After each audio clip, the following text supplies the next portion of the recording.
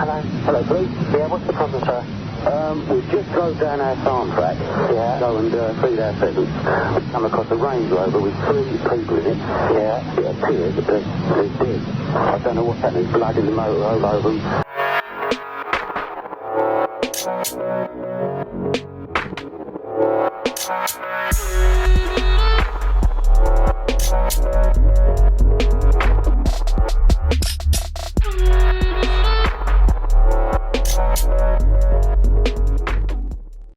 And welcome back to a new video on the Essex Boys case. As always, if you are enjoying the content, please do give the video a thumbs up. And if you're interested in the Essex Boys case, or simply true crime in general, don't forget to hit the subscribe button below. Now before I start this video, it's important for me to mention that the author does not seek to discredit any previous accounts or versions of events leading up to the gruesome murders. He merely offers an interesting alternative scenario to be considered. The rest of the week was business as usual. As far as Bill knew, by Friday there had been no response from Canning Town. He and the team agreed there probably wouldn't be. Tony was right. Same net result after 4 months was good enough, surely. Tucker would also be in a position to put the money back shortly and still carry on his meteoric growth unaffected by cash flow. Basildon CID had a full-scale murder inquiry going on, and detectives had spoken to a number of sources and informants. Tony Tucker was being kept abreast of the inquiry, not because he was unduly concerned, but simply because his foot soldiers included information about anyone who got a tug or was spoken to by the police on his manor. Basildon was at the centre of his manor, which was expanding fast. Sergeant Green hadn't bothered to call him again by the Friday, so it was unlikely there was any serious problem for Tony or his pals. Christmas was well underway in the high streets and shopping malls of Britain. Bill was dragged up to the West End to do some shopping on the Saturday by Linda and her kids. Bill, if we don't go, there's only 6 more weeks until Christmas. It'll only get busier.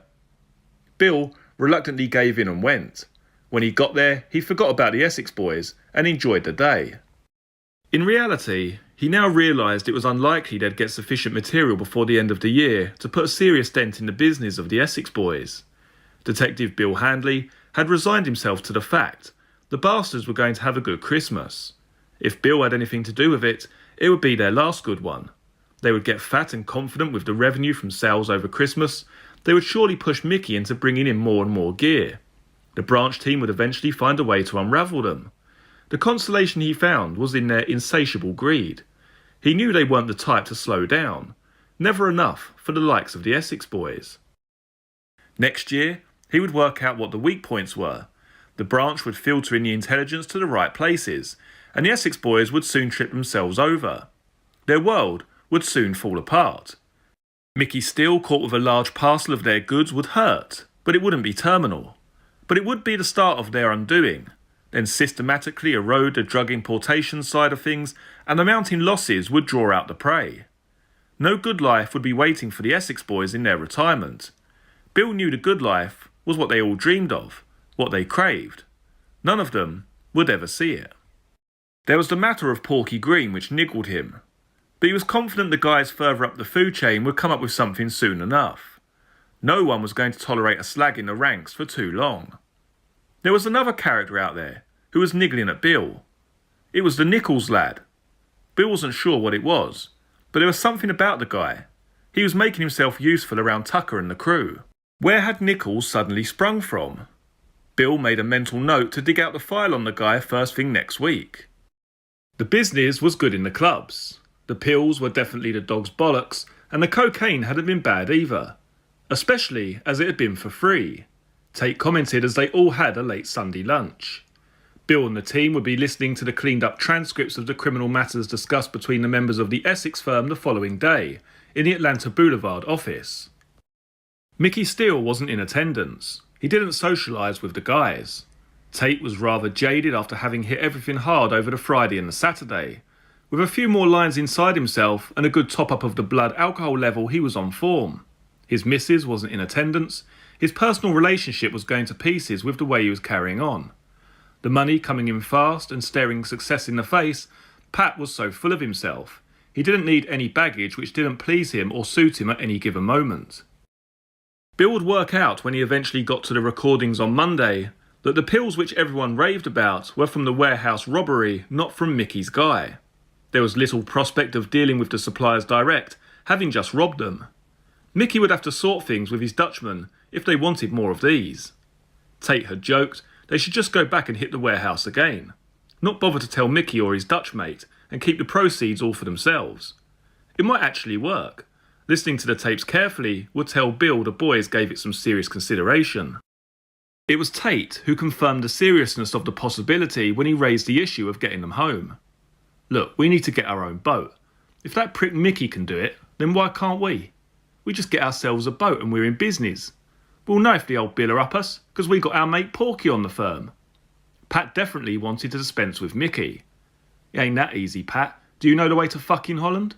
Was a comment from the table and sounded like the new kid Nichols. Yeah, I do. Just follow the fucking ferry. Everyone had laughed, but the seeds were in the ground. They were starting to grow. What certainly appeared to be the case from the audio recordings GCHQ made. Nobody sat at the table on that Sunday afternoon knew, or most likely would have cared about, was at that moment a young girl was fighting for her life in the intensive care ward at Broomfield Hospital over in Chelmsford. The evening before, she'd been celebrating her 18th birthday, a party at home with friends, and her parents both home and in attendance. She was not the stereotypical drug user of old. The family was not broken or dysfunctional. The girl wasn't a victim of abuse or depressed. She was not addicted to anything or a reckless user of any substances. She was a young, attractive and fun-loving girl with her whole life in front of her. Her parents were neither naive nor irresponsible, both being present at the party. Her only weakness, her zest for life, and a natural youthful curiosity. She wanted to live, to have fun, and to live most of all. Fun in 1995 for her and her contemporaries meant exposure to the widely acceptable recreational drugs. Her father, on the night of her party, had to watch his little girl unconscious and fading fast be loaded into an ambulance by paramedics, all fighting for her life. All the usual measures to stabilise her were tried, and she was on her way. No one knew then it could be, or expected it to be, a one-way trip.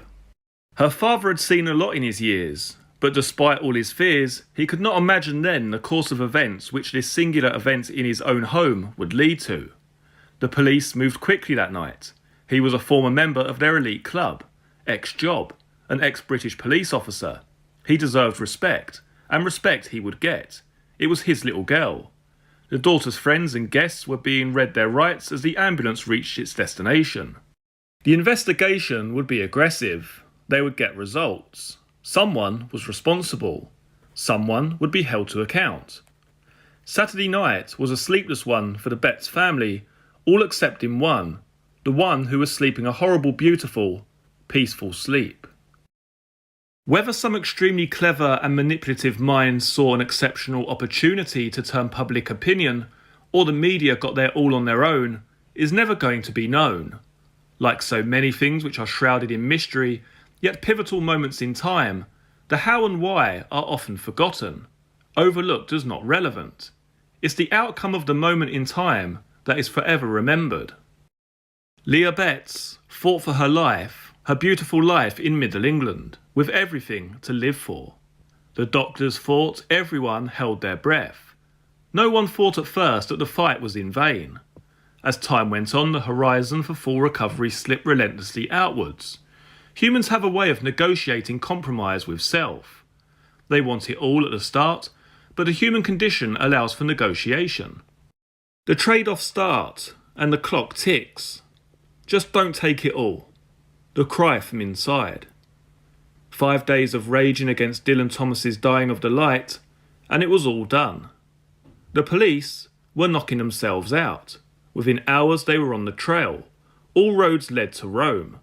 The little fish give up the big fish, but the big fish had seen the news and the hatches were battened down. Some big fish were fathers and brothers too. Some tried to help. Was it just one bad pill? Maybe. Nobody wanted the girl to die, and no one thought she would. The police got some help, and all bets were off for some of the players. The police didn't just wade in everywhere, they asked for help, and they got it. You have been listening to the book Once Upon a Time in Essex. This book is available to purchase online at Amazon and other online book retailers. Many thanks for joining me for this video. Very shortly you'll be able to see some other videos from the channel, including the Essex Boys playlist, which has all of the videos concerning this case in one convenient folder. If you like this video, please do give it a thumbs up. If you're new to the channel, please consider subscribing. I look forward to seeing you all again in the next video. Take care. Cheers.